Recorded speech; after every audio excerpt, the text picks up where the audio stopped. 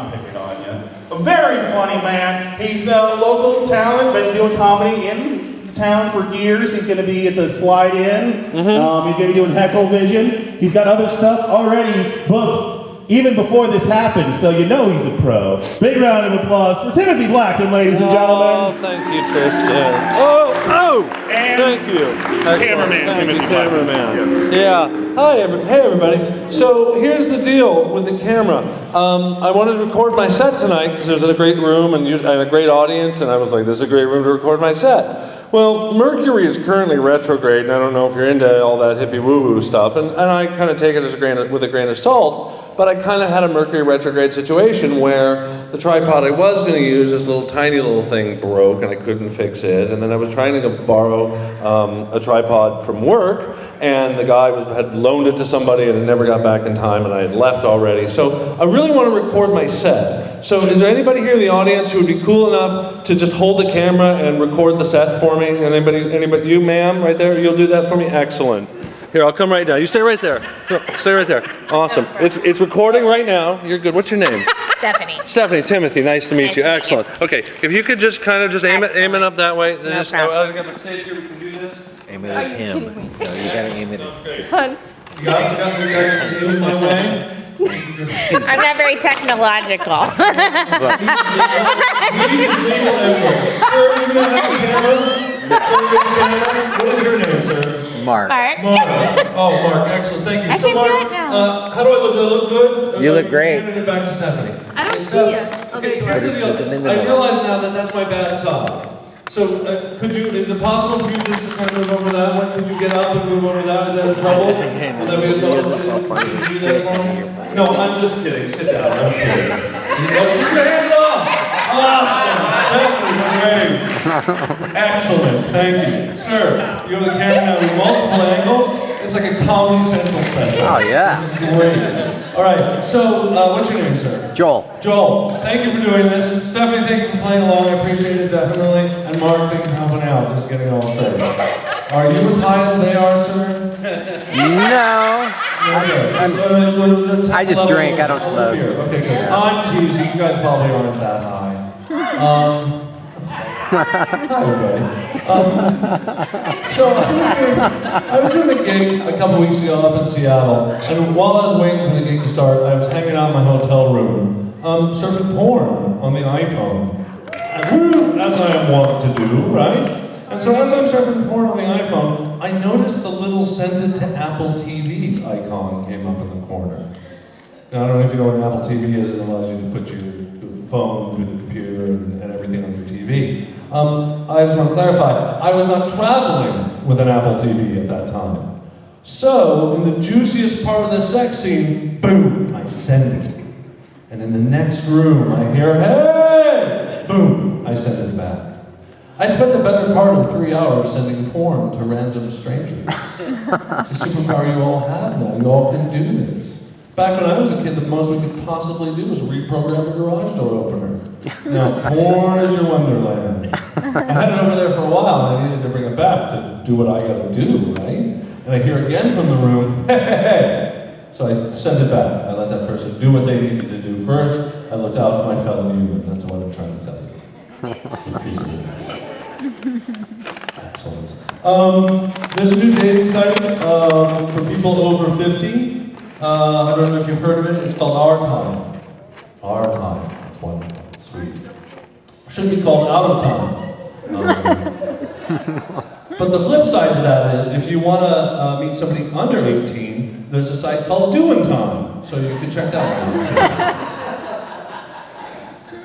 That's a great. I get sometimes a groan from that, but you guys are good all the time. That makes me happy. That makes me very happy. So I've been doing, Tristan said I've been doing comedy around here for the last 5 years or so. And people have said different things, like I sound like different people. Somebody once told me I sounded like Albert Brooks. I was like, okay, I'll take that. That's nice. And somebody once mentioned I sound a little like Jerry Seinfeld. Okay. But recently I got these glasses, and somebody says, you look like the old Harry Potter. From the 27th installment, Harry Potter and the Hemorrhoid Brain. Truth is, I got this beard now. I look really more like his douchey Portland cousin. But the funny thing is, as I'm getting older, I have less hair up here. I have more hair back here. I can have only what can be known as an ass beard. I don't get it. And as my hair starts receding, I have to trim it up, because if it gets a little long, I end up having to cut my bang. Because it's frizzy that way. I was told it's not a bang, so a professional that it's not a bang. It's fringe. Really, my fringe. So now all I can think about my hair is Oklahoma and Surrey with a fringe on top as I'm cutting my hair. I cut my hair. Very proud of it. I did it this evening, otherwise it would look streaky. More streaky. How's that? I'm a little hairy, or as I like to call it, nature's tattoo. It's just kind of my life. It's just turned out to be. I grew this beard. It wasn't by choice. It just happened. I think you live in the Pacific Northwest long enough, you're just going to grow a beard. You're not ladies, you too. It just sort of happened. It wasn't a choice of mine at all. Groupon for LASIK? Yeah, that's safe. Amazon is now delivering things via drone. I don't know if you know this, you can order a package from Amazon and deliver it via drone. And I'm a little concerned with the gun lobby that's here in these United States, that we're just going to have skeet shooting with prizes now. You're never going to get packages. Hey, I got that. Seriously, it's going to happen. When I drive into work, I like to listen to podcasts. And one of my favorite podcasts when I'm driving into work is C-SPAN's coverage of the Senate Subcommittee on Distracted Driving. I'll let that one hang, thank you. Growing up, I was never really good at sporting stuff, sports at all. I was always on sporting teams that sort of one step below the Bad News Bears. At the end of every swim season, I always got most improved, which is nature's way of saying, sports are not for you. It's a little weird because my day job is I work at Nike. And all these people I work with on my floor, they go to this gym class at lunch called spinning. I have no idea what this could possibly be. No idea. All I do is I think they just stand in a room. This is what I think they do. I think they just go la. That's all it could possibly be. They've asked me if I want to go, but it conflicts with my whirling dervish class. Whirling dervish class. Some dancers in the house. Very nice. Very, very nice. So I grew up in Reformed Judaism, which is sort of like Jew light, really. It's just a cheap excuse for a potluck. It gave me no insight. It gave me no guidance. It didn't really help me out. And then I tried horoscopes for a little while. And the problem with horoscopes is my horoscope for today would have helped me like 3 days ago. So I was like, forget that, I don't need that. And then I thought maybe fortune cookies would be it, right? Fortune cookies could just be this little pocket wisdom of nugget of brilliance, but they're not. They're always something, vague and flowery, like you will find musical happiness in the South. I don't know what that means. I'm not going to Disneyland anytime soon because I didn't win the Super Bowl. So I would like a fortune cookie that would tell me the truth, the God's honest truth, something real that I can live with, all right? Maybe I'm out having Chinese food dinner with my wife. Crack open that fortune cookie and all it says is, you'll never pay off your house. That would be good for me to know, right? Any single folks here? Anybody single? Oh, all right. Listen, Chinese food for dinner will tell you everything you need to know. Maybe that fortune cookie for you just says, to your date, you're not even worth a pity fuck.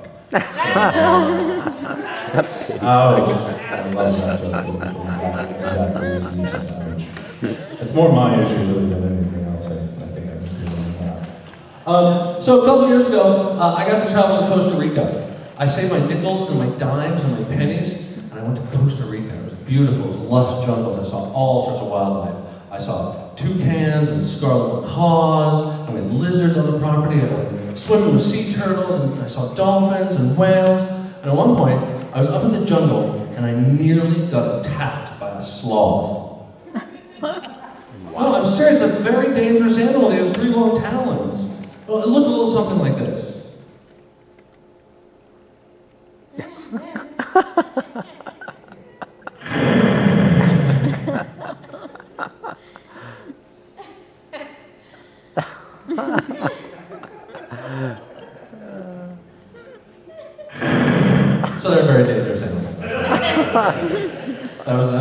impression they do.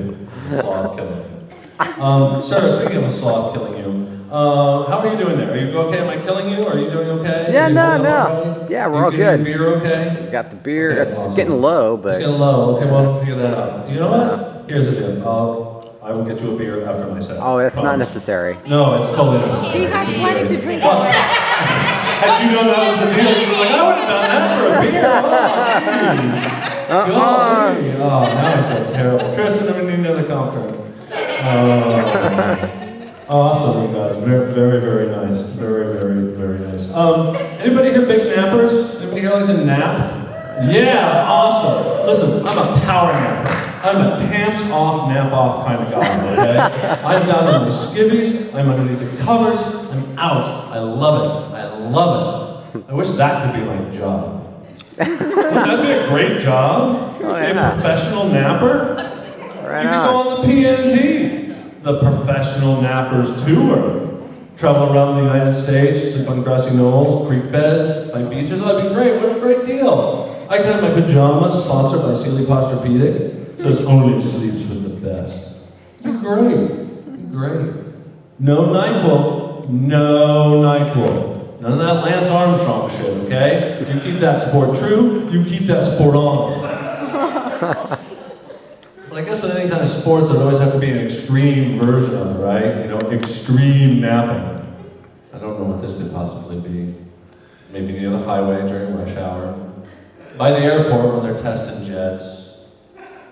Nickelback concert. No, that's not true. Anybody can sleep through a Nickelback concert. Any Nickelback fans here in the audience? No, good. Well, okay. So, when I was here last, I told that joke and didn't realize 2 dudes in the front, Nickelback t-shirts. I was like, oh. Would you be more offended if I said Coldplay? See, that's a great joke. I can just pick shitty bands I hate. Creed? See, it's still works. Everybody picks It up. doesn't work with Bieber. It doesn't play at all. Doesn't play at all. Oh, all right. So I'm hoping Tristan, I got about 5 left, so I'll do this. I'm going to tell you guys a story that I don't know if I get to tell, and I'm going to tell it to you guys because it's completely true. Sir, this is going to be a rough one. Hang in there. All right, I'm on it. Want me to zoom? But for my day job, I'm a corporate event producer. I get to travel around the United States to real glamorous places like, well, I was in Las Vegas recently, which is fairly glamorous, but Birmingham, Alabama, Indianapolis, Indiana, Orlando. I was in Orlando for a period of time where the story takes place. And I don't get outside often. When you work corporate AV, you're in a hotel ballroom where the weather is 72 and a chance of chandelier. Okay? And that's your life. You'll see the outside. So I'm working this gig. We've been there for about a week and a half, 14-hour days, hadn't seen outside at all. We get kind of a free night. We're in Orlando. And the group has invited us, as the support team, to join them over in Universal Studios and the magical world of Harry Potter. Now, do we have any Harry Potter fans here? Yes? One Harry Potter fan? Give it a Harry Potter fans, yes or no? A couple of you. Okay, I don't give a shit about Harry Potter. Never read any of the books, never saw any of the movies. Don't care. Don't care. But we're getting out, and we're going to write some Portland posters, which I love to do. So they drop us off in the New York zone of Universal Orlando, and there's this great ride called Red Rocket. And I'm like, this, okay, sounds a little bit like my dog's dick, but it's not. It's this rock and roll kind of thing, and it's this red ride. You go straight up, you go straight down, you corkscrew, you loop-de-loop, you spin back, and you come back, and it's awesome. And so I got off the ride, and I didn't want to get off because it was a private event. I could ride it as many times as I want. And I said to the woman, who was a teenage girl really, I said, can't I just stay on it? She's like, no, sir, you have to get off the ride so you can regain your balance and equilibrium. I was like, okay. So I got off, I ran around, I jumped on it, rode 2 more times. I was like, that's awesome. I was getting a little hungry now. So I downed 2 pieces of pizza and a Jack and Coke really fast, and we did the Mummy thing, which was dumb, and Twister, which was dumb. And I was like, fuck it, let's go back to Red Rocket. I want to do Red Rocket. So I did Red Rocket 2 more times. And then they were closing that section of the park, and I was feeling a little woozy, and they're like, we're going to walk you over the Harry Potter world now. So we walk through the back lot, and I'm kind of feeling like I'm gaining my equilibrium. I feel like I'm doing kind of okay. Food's doing what it's doing. And we're walking there, we get to the magical world of Harry Potter, and it looks looks just like the movies. It's beautiful. It's just absolutely beautiful. And there's this thing in front of me called butterbeer, which I have no idea what it is, and I was smart to avoid it. Never found out, don't know what it is, don't want to know. But I see the magical Harry Potter ride, I'm like, you know, I'm kind of ready to do this ride right now. But this buddy grabs me, he says, no, we have to go do Twin Dragons, it's great. You're on a roller coaster, they come at you, it's super cool. Well, it was nighttime, right? The ride wasn't lit, so I'm just flailing about in the dark on this dumbass ride. I'm like, okay, fine, can we just get the Harry Potter thing? So we work our way up the Harry Potter ride. And it's beautiful, they got hanging candles, the art direction's amazing. Disney did it first, but these people were very nice, talking, paintings, all sorts of crazy stuff. And we get up to the ride, and it's 4 of us in a row, and they put us in these little TARDIS boxes. And now listen, I'm mixing metaphors and references there, but if you can keep up with me, good for you. So they get us in this little TARDIS box, and the little thing, the bar comes down, and it pushes against my stomach. And I'm like, oh God, this is so tight. And the woman comes up, teenage girl, again, and I say, it's a little tight. And she's like, well, can you last for 5 minutes? And I'm like, I guess. And whoosh, we take off. And we go spinning up, down, around. We're flying with kids on broomsticks. And I don't know if it's a Bewitched remake or not. And we're flying up there, and I don't understand it. And they slam us into this video dome, and all this action is happening. We get pulled back out again, and the spider jizzes on me. I mean, is that even in the story? I don't understand. So they slam us back into one of these video domes, and the ride stops dead. Boom! Just shuts down. Lights come on. We're in this white projection dome, hanging about 6 feet off the ground. Woman with a British accent telling me that the ride is broken. Thanks, Universal, for the authenticity, I guess, but I couldn't understand it very well, because I'm pretty pressed, and I'm looking down 8 feet below me at this bottom of this dome that is just smeared with puke.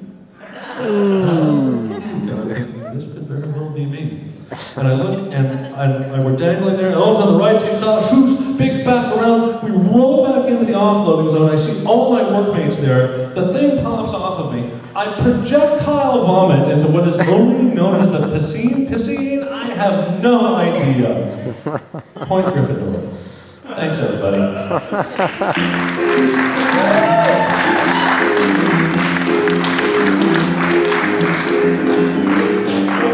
Awesome. Thank you, sir. Yeah, you're very welcome. much. Excellent. Yeah. Thanks. Yeah. Thank you, everybody. So he was taking a little pot shot at Nickelback.